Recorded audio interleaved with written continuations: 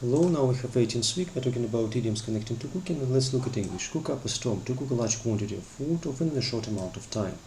The team of volunteers work together to cook up a storm and provide hot meals for the homeless shelter. Let the meat rest, to allow cooked meat to cool and settle before cutting or serving. The chief explains that letting the meat rest after pan-searing will ensure the steak remains juicy when served. Whet one's appetite, to make someone's hungry or eager for something. The chef's creative use of spices in the curry dish whetted our appetites with enticing aroma and flavors. Fry something up, to cook something in hot oil. My grandmother's secret recipe involves frying up the chicken in a special blend of herbs and spices. Sizzle, to cook something on a hot surface with a hissing sound.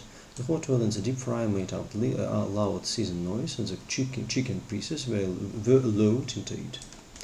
Get the oven mitts on, to become actively involved in cooking or preparing a meal. The roast chicken needs to be turned over. Get the oven mitts on and we'll give it a nice crispy skin. Let's look at it in dialogue. Hey Linda, what's cooking in your kitchen today? Oh Betty, you won't believe it. I'm about to cook up a storm for tonight's dinner party. I've got a whole feast planned. Wow Linda, you always know how to impress. What's on the menu? Well, I've got juicy roast in the oven, but I can't serve it just yet. I need to let the meat rest to ensure it's perfectly tender. It's going to whet everyone's appetite. I can already hear the sizzle and smell the delicious aroma. You really know how to try something up. Thanks, Betty. I've got my trusty oven mitts on, and I'm ready to conquer the kitchen. But I have a little problem. What's the matter, Linda? I forgot to buy a key ingredient for the main course, potatoes. I need them for the roast. Can you lend me a hand and run to the store? Of course, Linda. I'll be a potato hero.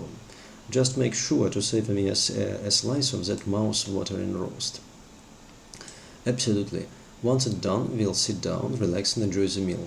We'll let the meal rest, and our husbands won't stand a chance against our culinary skills. They won't know what hit them. Let's show them what two housewives with oven mitts can do. You're on, Betty. Let's conquer the grocery store and then the kitchen. Get ready for a tasting session. Cooking up a storm and having a blast. Thank you for your attention.